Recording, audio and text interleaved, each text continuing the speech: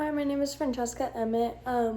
For today's video, I'm going to be doing like a reaction or kind of like explaining what I'm doing in my lesson videos. So I do have some videos for my lesson this week, and I'm just going to be kind of explaining what I'm doing and like where I can see a mistake and what the mistake is. So the first video I have is quite short. It's only 18 seconds. So I'm approaching a line, which is the two jumps, one after the other. The first purple jump, I was not going out or in front of really straight. The second one I did fine, but after it, I turned way too soon. And basically, to kind of explain what happened with that was, when I was coming up to the purple, I was kind of shifting my body in a way, like it moves him. So the way that my legs and my weight is distributed on his back is going to affect how straight he is going to come up to the jump. So on that first jump, I was shifted and putting too much weight onto one side, which was causing him to kind of like let's say this is the jump, he was like going this way instead of in the middle where we want. But approaching the second jump, I had straightened up a little bit more in that video, and I got 4 strides. So I'll also point that out in the next clip. But a stride is each beat of the canter, and you can count it. You'll be able to see in between those two jumps. You can count 1, 2, 3, 4, and then after that fourth one is when he jumps. But after that second jump, I accidentally turned way too soon. I should have held him straight for a little bit longer, because basically I'm just kind of like giving in to him just like wanting to go, and I need to take more control. So a way I would do that is with inside leg and outside rein. So basically you put pressure on your outside rein, and the outside rein is going to be which rein is facing the fence of the arena, and then inside leg is going to be the opposite of that. And so if you put more pressure on your inside leg and your outside rein, you're going to straighten them up and kind of take them away from turning right, and then it would be the same thing the other outside rein if it's you don't want to turn left. So that is the first video. This second video is a little bit longer. So you can kind of see the strides like each time his front leg comes out.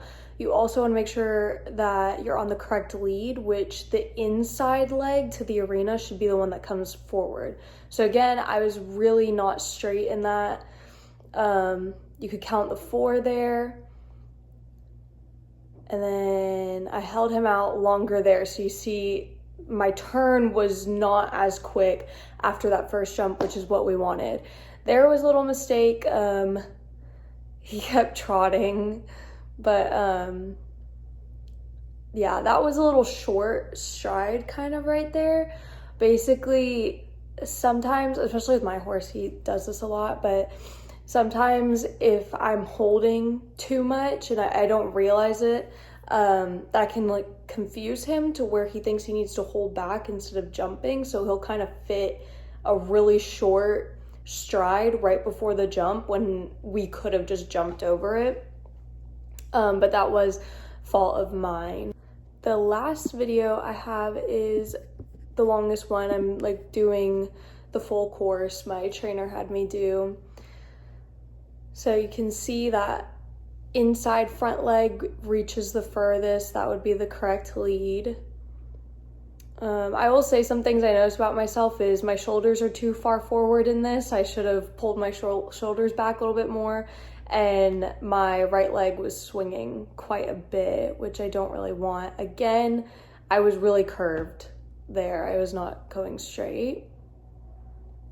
4, and then that was a good one. And then he's on the wrong lead, so trot and fix it. that was my fault again. That trip he just did, I had leaned my weight too much on one side and it made him trip like that. And then again, added in a short stride.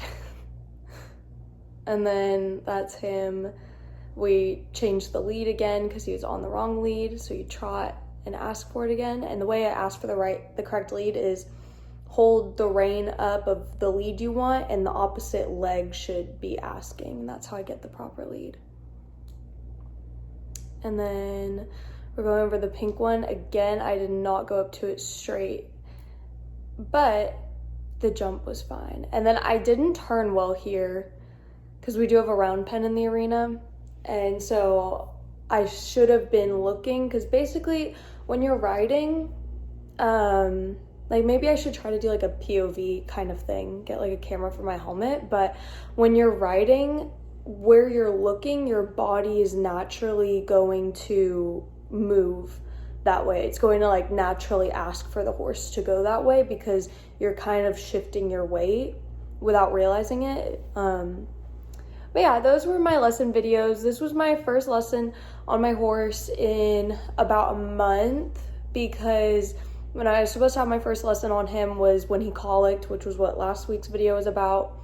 So I rode a different horse. So this was my first lesson back on Lazar, and it wasn't my best, but I had a lot of fun, and that's really all that matters. Even when things go wrong, it's just important you keep having fun with it. So I hope that was fun to see some different clips of like me actually riding, and you can maybe tell some of the things I messed up on with what I was saying as I was watching the clips myself. But yeah, thanks for watching.